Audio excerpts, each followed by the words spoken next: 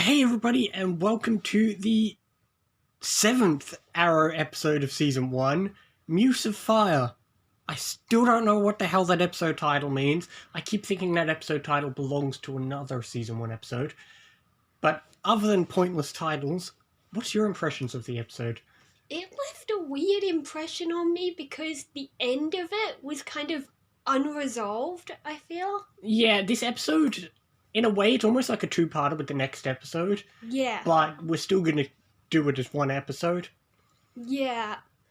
I think it was an interesting dynamic between Oliver and Helena finding someone they can sort of relate to. They have pressure from their family, they keep a lot of secrets, and they have a grudge against their father for something that changed their life, really. They're both sort of doing similar things, but Oliver feels like his grudge is more valid than hers, so that was a weird conversation. And then they just start kissing, so... Well, that's the thing. This episode, I suppose we'll have to wait till next episode, but it doesn't really explain Oliver's rationale for why he's any better than Helena. And honestly, I can't remember what justification he gives. I mean, we can give our own, but I can't remember what he says. I mean, we'll worry about that next episode. But what else was there? Because this is an episode you actually have at least a vague memory of. Yeah, I suppose. I mean, she's an interesting character, I'll give her that. One thing I didn't like was when she first took the helmet off, they sort of built up suspense like it was some kind of reveal, but I feel you should only do that if, someone takes off a helmet and it's revealed to be somebody we already know. But the only reveal was that she's female. It's like they're expecting us to assume somebody is male because, they're on a motorbike and we just assume they're male until we're told otherwise? I guess.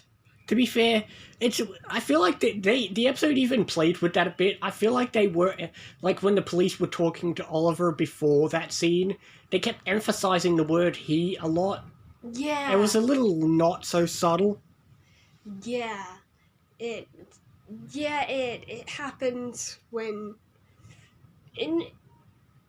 What am I saying? Yeah, but that's the thing. The episode it didn't give us any reason for that to be a suspenseful thing. And even still, the episode hasn't really set up the fact that she's a certain comic book character. I don't think that's not till next episode, really. Yeah, she doesn't have the name yet. But I think a better way they could have handled it was if Oliver had first gone to meet with Mr. Bertinelli, and Helena did her thing, walked into the room, and he actually met her first, and then later on take off the helmet and reveal it's her, because we would actually recognize her. No, here's the thing. Just cut out the first reveal, because we should have just seen it through Oliver's eyes. Because that fight scene where they were fighting and then her helmet comes off, that could have been a reveal for us as well as Oliver. Yeah, why did they have to take it off earlier on? It serves no purpose and it just ruins us being able to be shocked along with Oliver. Exactly. Then it would have made the scene more interesting when she shows up, because then you don't realize the connection, but then it makes sense the second time around. Whereas here, we're 5 steps ahead of Oliver already, so it wasn't much... Yeah, as soon as she walks in the room at the house, we're like, oh, that's her. She shot at them. Exactly. But I suppose there was... What was there? There was about two or three other plots. There was a boring plot with Moira, although she did have a good moment with Thea. It was her that had the good moment. Thea was just being annoying. If you say so. Well, she was. She's just being... But that's the thing, though. Moira's more understanding, because Moira, we, the audience, notice more to Moira than lets on. Yeah. Speaking of characters with more than they let on, we finally got a lot more of a plot for the ongoing backstory of this season. Yeah. And speaking of Malcolm, one thing that I found strange was before this episode, we had no indication whatsoever that this guy had any relation to Tommy. And Well, no, now because that's the thing. That was the big reveal. Yeah.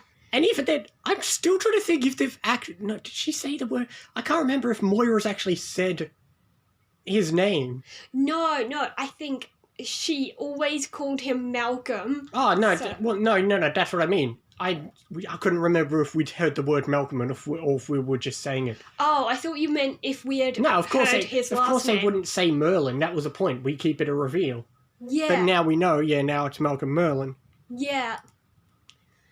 And we have that sort of... And I think they're trying to do some character development with Tommy, because now he's not getting his father's money. He has to... See, as much as I crap on Tommy, which is what people have complained about, I think this episode starts where Tommy actually becomes interesting. The past few episodes, he was annoying, he's chasing Laura, blah, blah, blah. Now that he's on his own and he can't just be a spoiled rich idiot, I do remember things start to get a bit better near the second half of the season for Tommy. Yeah, it's like now he actually has to try in life and make an effort with things. But I really don't... I mean, it's been 7 episodes. I love how slowly they're drip-feeding us with this whole backstory of Malcolm. He's just kind of shown up. We don't know. We notice something suspicious going on. We notice something with Moira. And then we get an extra layer with now he's related to Tommy. It's just nice how they're drip-feeding a bit by bit. That's the thing, because normally when I watch Arrow, I tend to watch it all at once, since season 1 and 2 don't really connect to the other shows yet. I just kind of binge it. I forget when one episode begins and another ends. Yeah, but we've been doing basically one per day almost. Which is why I can... that's the thing, now I can really realise how much they drip feed it, because sometimes I forget, hang on, does this scene take place this episode or that episode? Yeah, and we get to see that they do a good job of building things up. Yeah. I think honestly, the one character who didn't have anything in this episode was Diggle. But then again, he had to pass 2 episodes to be interesting, so he took a bit of a backseat since the next 2 episodes are all about Helena. Yeah, he did have a bit of an interesting conversation with Oliver about whether or not he can trust Helena. I think they talked about that. Yeah, I suppose that was good foreshadowing, since Oliver didn't know just yet. No, he didn't know just yet. That was just before he knew. Wait. Oh, no, because it was on... What's that scene when he was on the phone? We just watched this. Why can't we remember? I can't remember, because I'm thinking, no, because he had the dinner, he went outside, he was on the phone, then he went back in as the Arrow and found out. So I thought that was just because he said someone's planning to attack the restaurant. Right. So he did have the I don't trust... So that's right, so he did have the don't trust Helena scene after Oliver knew that she was... Yeah. Yeah, maybe. Well, yeah, that's the thing. Diggle does nothing for this episode and the next scene, except be right. Because he spends the whole this episode and the next episode just saying, don't trust Helena. Yeah. And also Detective Lance basically did the same thing. And it was kind of surprising that he showed up just to say, I know, don't trust her. I saw that you dated her and I'm just letting you know. Well, that's the thing. Again, 7 episodes in, and Lance has been right about everything, even when he's portrayed as a bad person. Yeah. And we finally get to see that he was feeling bad about wrongly accusing Oliver and putting his life in danger. Rightly, wrongly. That's the best way to describe it. Again, that being said, this episode, it didn't do anything about it, but it did give us... I like how episodes don't always have to do things with a character. Just put them there to remind us that this is a recurring character. Because we did have the second appearance of China White and the Triad. Oh, yeah, I found that interesting to see that the Bertinelli family was talking to China White. Yeah, I mean... She's just sort of connected to a lot of people. Yeah, that's what they're trying to tell us. She really hasn't done much. She was connected with that other guy in, like, episode 2. Here she is again. She hasn't done much, but they're just putting her here and there. Just she's always in the back of our mind.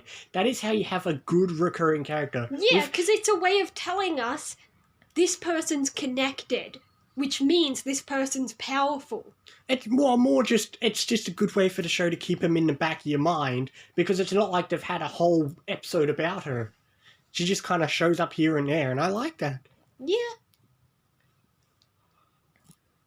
But, I mean, that's the thing, this episode does go by very quick, because it also feels like it ends very abruptly, because it's not a cliffhanger per se, Yes. but it does end on a But note. it doesn't feel finished. It doesn't feel resolved, because that's the thing, it's such a two-parter, rather than just being an arc, it's a two-parter. Yeah. It pretty much is a two-parter with the next episode, which makes it a bit interesting to try and just rank this episode, because, okay, we had scenes with Moira, we had the reveal of Malcolm, and then this episode kind of just went slowly with the Bert and Ellie stuff.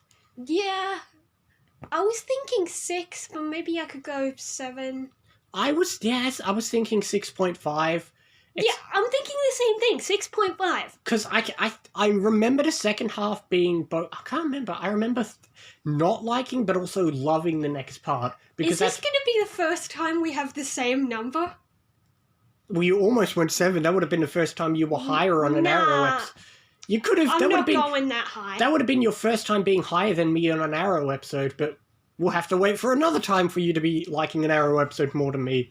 Yeah, I'm sticking with 6.5. 6.5 it is. I mean, it is interesting, and we know it leads into better stuff in the next episode, I think. I can't remember. All the Bert and Ellie stuff blurs together in my head. I don't know. Just thinking about the way the relationship he ends up having with Helena just reminds me of the relationship with Sarah in season 2. But again, let's not get ahead of ourselves. Yeah, well, similarly, those relationships work because they've dealt with some really bad stuff. They're the most similar people, which is ironic because, without saying who it is, the person Oliver ends up with is not somebody who's had a similar past. But, again, enough of the future. This episode, well, you're on 6.5, I'm on 6.5. I think it's the first time we've had any episode where we're thinking the same. Yeah. Our first agreement. And, well, we said next episode's basically a two-parter, and it's Vendetta, sticking with the Italian theme. So, see you next time for A Vendetta.